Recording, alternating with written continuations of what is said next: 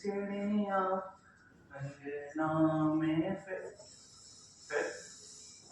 आ जाए। हमारी नन्ही चिड़िया अंगना में फिर से नहीं आ पाई। क्यों? क्योंकि आपने आपने इस समाज में उस चिड़िया को जोर जबरन गला दबाकर कभी उसका गला रेत कर मार डाला। निराशा और नाकामी से भरी सदी में मेरा हाथ जोड़ उम्मीद भरा नमस्कार।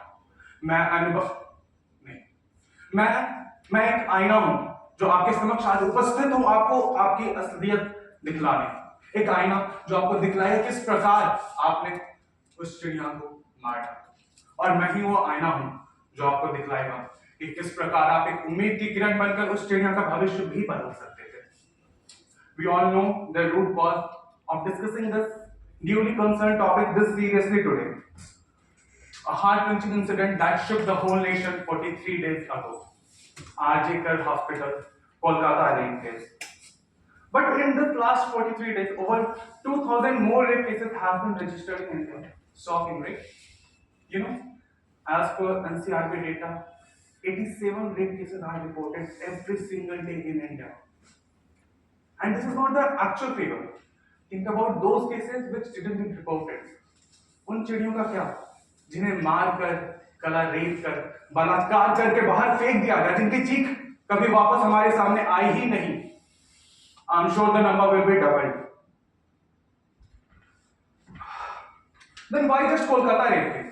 और हाथरस और हैदराबाद और Delhi rape case? Why?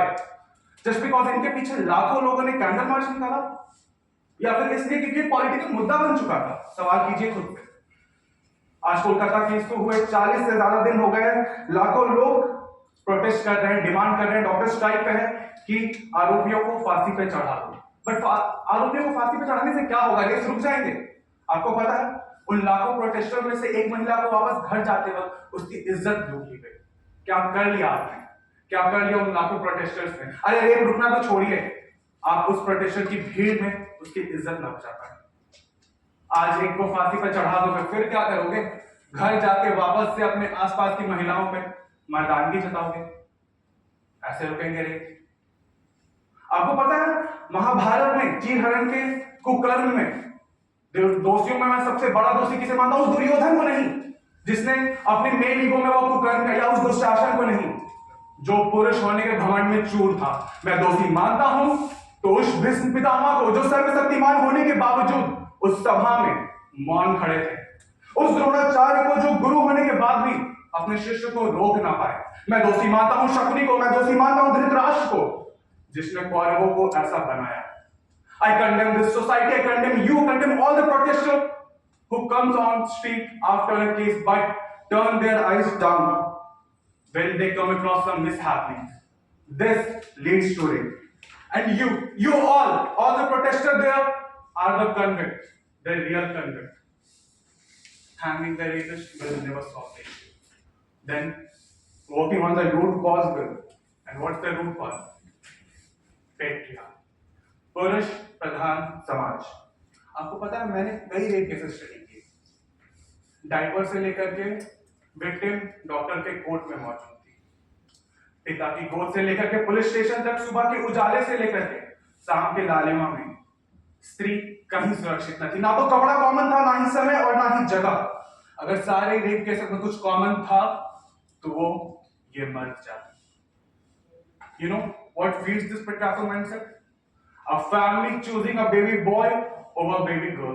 A father teaching his son to practice masculinity over femininity. A father showing authority only to the daughters. This feeds the patriarchal mindset and this leads to rape. आपको पता है in the 96% of the cases, rapists are someone known to the victim. And in case of children, when daughters complain to their parent about bad touches from someone known, their parent sat there. Don't tell to them. This leads to rape, and parents here are the real rapists. I'm repeating my words. Parents here are the real rapists. I hardly know 5 of the girls sitting here, but with a heavy heart, I can surely say, all of you must have witnessed sexual violence, molestation, or abuse at least once in your life. That ended with no position, no range, no proactive response, but with complete silence. This leads to it. And the society, you, all the protesters, all of us are the rapists, the real rapists. Even if we hang the rapist in Kolkata rape case, what will happen? What about that watchman जिसने अपना फर्ज नहीं निभाया? What about that CCTV employee? What about that investigation team? What about those politicians backing these criminals? And what about the common people who keep choosing the same criminal politicians? You know, over 50% of MLAs in West Bengal have criminal cases against them. Let me tell you the events that followed Kolkata rape case. Principal of that college transferred, not investigated. This shows power politics. Rape evidences were tried to cover by doing the renovation work. Even the workers working there knew very well that they were covering up the rape evidence. Did those workers perform their duty towards humanity? The answer is no. State police failed. That too, police of Kolkata, one of the largest metro cities of India. Think about other police forces of some rural or some semi-urban areas. People these days can hardly trust police forces. Rape got transferred to CBI. Still no major leads.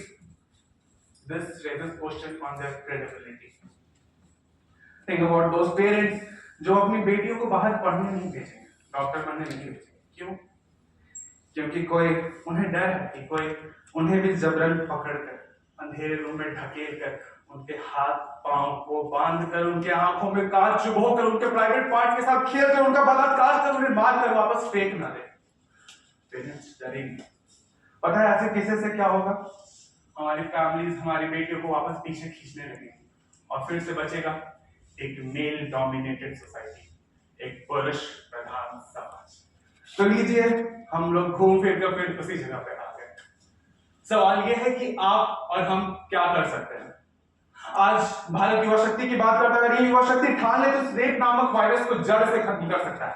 आज यहाँ बैठे हुए हम सब ये ठान लें कि ना तो स्वयं कभी कुकर्म करेंगे, ना कभी किसी कुकर्म का हिस्सा बनेंगे. यकीन मानिए हम अकेले मिलकर हजारों केसेस को होने से पहले ही रोक सकते हैं. जरा सोचिए उन लाखों प्रोटेस्टर का जो आज कैंडल मार्च में है, अगर वो ये ठान ले कि ना तो कुछ गलत होंगे, ना करेंगे, ना करने देंगे, अगर वो ये ठान ले तो आज इन बढ़ते केसेस की गिनती इसी क्षण हमारे साथ एकजुट होकर खत्म हो सकती है, कम हो सकती है. पर नहीं, ऐसा नहीं हो. और क्या कर सकते हैं आप? शायद आपकी बहन के साथ, आपकी बहन के साथ, आप सबकी बहन के साथ आप हर वक्त मौजूद नहीं होंगे उसकी सुरक्षा के लिए. पर मेरा वादा है आप सबसे कि आपकी अनुपस्थिति में मैं आपकी बहन की रक्षा स्वयं अपनी बहन की भांति ही करूंगा.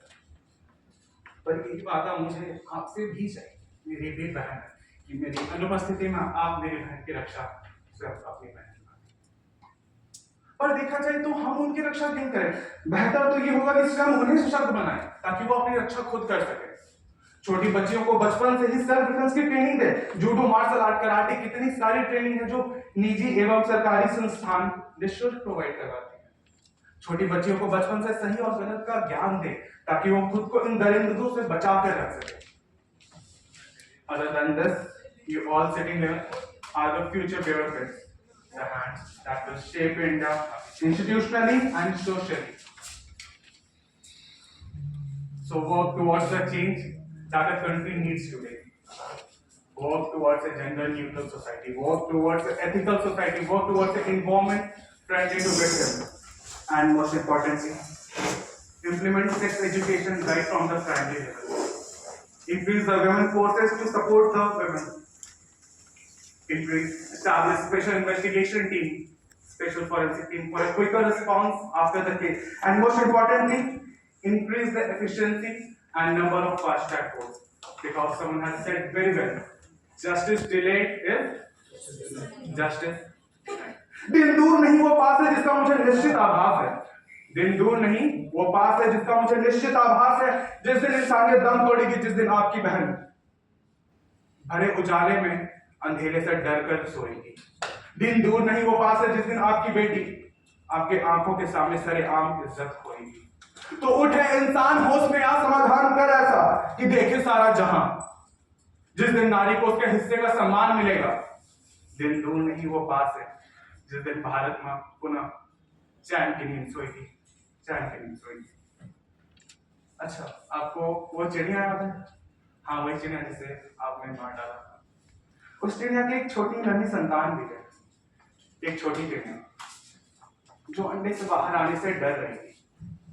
पर मैंने उसे आश्वासन दिलाया, उसे विश्वास दिलाया कि तुम बाहर आ जाओ, ये समाज अब जाग चुका है, ये समाज अब जागरूक हो चुका है, ये तुम्हें कुछ नहीं होने देगा। आप सब मेरी बातों का मान करते हैं, आप सब उस चिड़िया की हिफाजत तो रखें।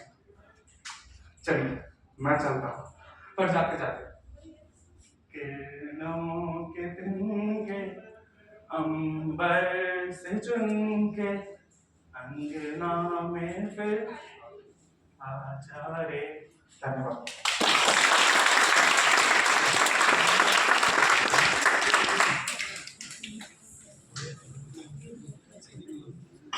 बेटा वो